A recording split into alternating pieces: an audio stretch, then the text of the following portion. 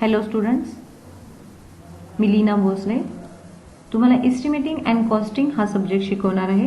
या सब्जेक्टचा subject code आहे 22,503. ह्या सब्जेक्टचा सिलेबस मी तुम्हाला आपल्या व्हॉट्सअप ग्रुपवरती सेंड केलेला आहे. इथे मी तुम्हाला थोडक्यात या सब्जेक्टची एक्झामिनेशन स्कीम समजावून सांगणार आहे. एक्झामिनेशन स्कीम 2 पार्ट्समध्ये डिव्हाइड केली आहे. फर्स्ट थेरीमध्ये सुद्धा 2 पार्ट्स आहेत. End semester exam 70 marks, PA 30 marks, असे टोटल 100 मार्क्स आहेत. एंड सेमिस्टर एक्झाम ही MSBT थ्रू घेतली जाते. त्याच्यामध्ये मिनिमम 28 मार्क्स मिळालेच पाहिजे. अंडर PA 20 मार्क्स हे 2 क्लास टेस्टचं ॲव्हरेज आहे अँड 10 मार्क्स मायक्रो प्रोजेक्टचे, असे 30 marks, total 100.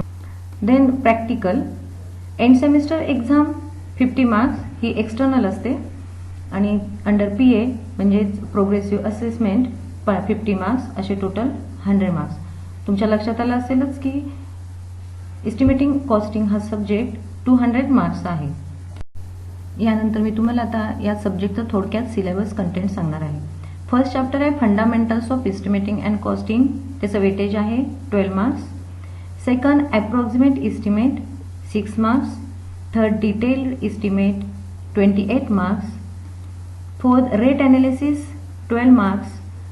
And fifth estimating for civil engineering work 12 marks, असे टोटल 70 मार्क्स थेरीसाठी आहे. Now we are going to study chapter number 1, Fundamentals of Estimating and Costing. Introduction to this chapter. In civil engineering, word estimate is related with various civil engineering structures like buildings, roads, dams, canals, railways, bridges, etc. While starting estimating and costing, one should know the basic definition of estimating and costing. In this chapter, the meaning of estimate, purpose, and types of estimate are discussed. Meaning of estimating and costing. It is the process of calculating probable quantities of various items and expected expenditure to be incurred for particular project of work. Estimating and costing म्हणजे काय, तर तुम्हाला पहिल्यांदा quantity calculate करावी लागते आणि त्या quantity calculate केल्यानंतर ॲटमवाईज क्वांटिटी कॅल्क्युलेट करावी लागते आणि ते क्वांटिटी कॅल्क्युलेट केल्यानंतर त्या क्वांटिटीची प्रोबॅबल कॉस्ट किती होईल त्याचं कॅल्क्युलेशन करावं लागतं. It means that whenever we are supposed to go for any construction, we are concerned about 2 things. First, the probable quantities and probable expenditure which is required for any construction. We understood the definition of estimating and costing. One should know what exactly purpose of this subject is there. It means if we are calculating the quantities of various items and also calculate the expenditure, what exactly purpose behind this? Why one should go for estimating and costing? So, the purpose of estimating and costing. To know the approximate cost of proposed work, the owner should know the approximate cost of his work. इथे मी तुम्हाला एक छोटंसं example देऊन समजावते तुमच्या भाषेमध्ये. जर तुम्हाला mobile खरेदी करायचा असेल तर आपण सुरुवातीला त्या मोबाईलची अप्रॉक्सिमेट किंमत किती आहे ते काढतो आणि आपण बघतो की आपल्याकडे तेवढी अमाऊंट आहे का. आपण असेल तर आपण मग ती खरेदी करतो. Second, to know the approximate quantity of various materials and labour required. In this, from estimate the quantities of various materials required may be work and necessary arrangement for the same can be made. आपण ह्याच्यामध्ये ॲटमवाईज quantity calculate केल्यामुळं आपल्याला कोणतं material लागतं ते कळतं आणि त्यानुसार आपल्याला लेबर किती लागतील तेही कळतं. म्हणजेच the number and kind of workers of different categories required to complete the work आणि आपण त्यानुसार त्यांची अरेंजमेंट करू शकतो. Third, to obtain the administrative approval and technical sanction of the project. कोणताही बिग प्रोजेक्ट असेल तर सुरुवातीला आपल्याला ॲडमिनिस्ट्रेटिव्ह अप्रुव्हल करून घ्यावं लागतं आणि त्यासाठी अप्रॉक्सिमेट इस्टिमेट आणि प्रिलिमिनरी ड्रॉइंगची गरज असते. तिथे जर सँक्शन झालं आपलं अप्रुव्हल तर आपण त्याच्यानंतर पुढच्या प्रोसेसला पाठवतो, त्याला म्हणतात technical sanction. For inviting tenders and to arrange the contract. Approximate cost किती आहे हे कळल्यामुळं आपण टेंडर इन्व्हाइट करू शकतो आणि त्यानुसार आपण कॉन्ट्रॅक्ट सुद्धा अरेंज करू शकतो. To have an idea about the time of completion of project. Item wise quantity calculate केल्यामुळं आपल्याला आपल्या प्रोजेक्टसाठी स्पेसिफाईड टाइम किती लागतो ते कळतं, त्यानुसार आपण अरेंजमेंट करू शकतो संपूर्ण प्रोजेक्टची. To know the requirements of tools, plans and equipments. आपला प्रोजेक्ट कसा आहे त्यानुसार आपल्याला कोणते टूल्स, प्लॅन्स आणि इक्विपमेंट्स लागतात ते कळल्यामुळे आपण त्याची अरेंजमेंट करू शकतो. To give an idea for keeping control over expenditure during construction. आपल्याला ॲटम वाईज क्वांटिटी कॅल्क्युलेट केल्यामुळं कोणतं मटेरियल कधी लागतं हे कळतं, त्यानुसार आपण ते आधीच परचेस करून ठेवतो आणि त्यामुळे आपण ओव्हर एक्सपेंडिचर पासून आपली बचाव होते.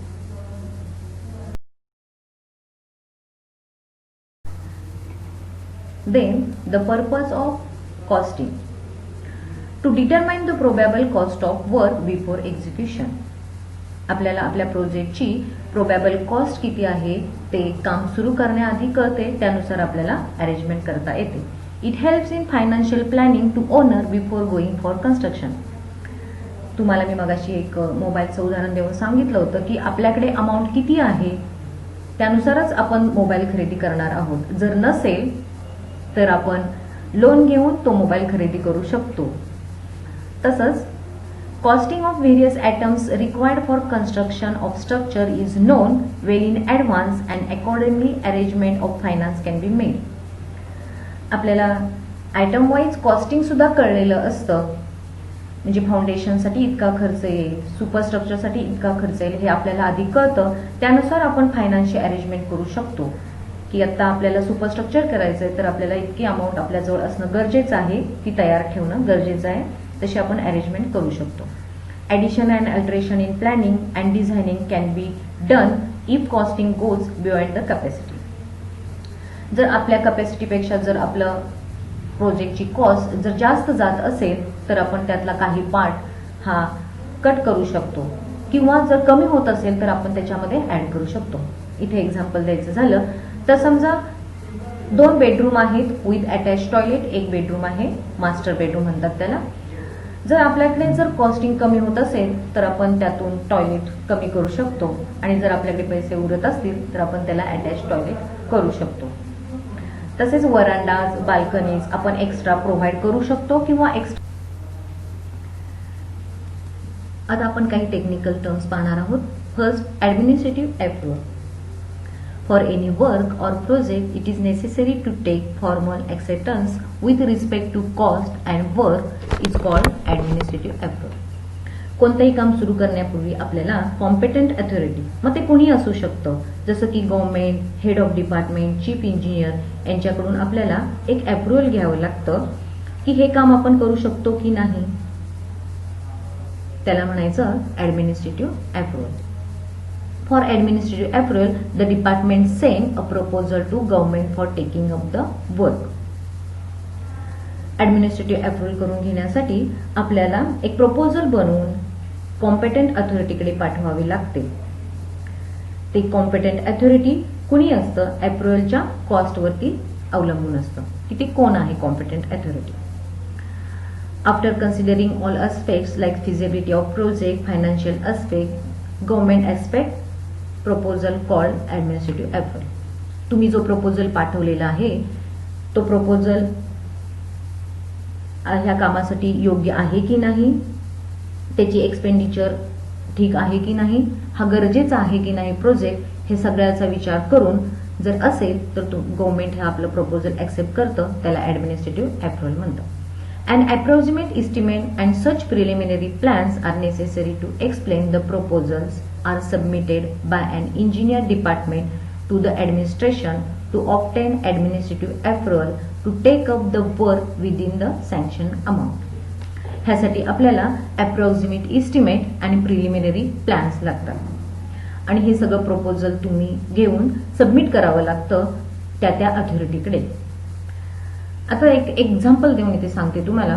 समजा एखादं रेल्वे स्टेशन उभं करायचं, रेल्वे स्टेशनमध्ये समजा पॅसेंजर्स वेटिंग तयार करायचं असेल तर तिथल्या जो काही ऑफिसर आहे त्यानं ते प्रपोजल तयार करायचं आणि ते रिजनल ऑफिसरकडे पाठवायचं.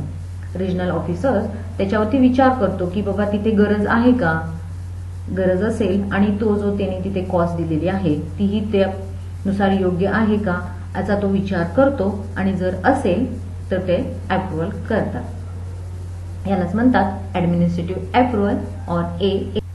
सेकंड टर्म आहे technical sanction. Technical sanction means the sanction of detailed estimate, detailed drawing and structural drawing of work. हे टेक्निकली सँक्शन हे मोर ॲक्युरेट असतं एक्सपेंडिचर सँक्शनपेक्षा. ह्यामध्ये प्रोजेक्टची फिजिबिलिटी पाहिली जाते. Revised technical sanction is necessary if the estimated cost exceed or likely to exceed by 5% of the technically sanctioned amount. During execution of work, जर technical सँक्शनची cost ही 5% ने वाढली तर तुम्हाला पुन्हा टेक्निकल सँक्शन करून घ्यावे लागते. त्यासाठी ही अमाऊंट जास्त का झाली याची व्यवस्थित कारणंही तुम्हाला द्यावी लागतात. जसे की स्ट्राईक होता लेबरचा, मटेरियल मार्केटमध्ये अवेलेबल नव्हतं, ही कारणं व्यवस्थित त्यांना पटेल अशी द्यावी लागतात. Technical sanction once given remains valid for 5 years. The government gives power of sanction to various government officials as follow. मी तुम्हाला सांगितलं होतं की जशी अप्रॉक्सिमेट कॉस्ट आहे तशी ती सँक्शन करण्याची कॉम्पिटंट अथॉरिटी ठरलेली आहे. Chief engineer full power, superintending engineer up to 1 crore, executive engineer up to 30 lakhs. Third technical term आहे बजेट प्रोव्हिजन. ऍडमिनिस्ट्रेटिव्ह अप्रुव्हल आणि टेक्निकल सँक्शन करून घेतल्यास नंतर आपल्याला फायनान्सकडे जावं लागतं. Budget means annual financial statement of an anticipated receipts of expenditure. म्हणजे खर्चाची थोडक्यात एक रिसीट असते की इतका खर्च ह्या प्रोजेक्टसाठी येईल आणि तो आपल्याला सँक्शन करून घ्यावा लागतो. After getting administrative approval and technical sanction, a report mentioning raw material, organization setup and total cost required for execution of project. तुम्हाला या सगळ्याची लिस्ट करून त्याच्या बरोबर द्यावी लागते. त्याच्यानंतरच बजेट हे मंजूर होतं. Considering proposal budget, provisions are made in 5 years plan and yearly budgetary provisions are made and sanction is given. Total हा 5 वर्षाचा प्लॅन असतो. जर बजेट पुन्हा वाढलं किंवा कमी झालं तर तुम्हाला ते परत प्रोव्हिजन्स कराव्या लागतात आणि सँक्शन करून घ्यावं लागतं. Budget is prepared by finance department. It is necessary to arrange required finance for various activities to carry out progress of work in sequence and smoothly. Arrangement करावी लागते तुम्हाला फायनान्सची ॲटम वाईज क्वांटिटी कशी आहे त्यानुसार, की जेणेकरून तुमचं काम हे स्मूथली होईल.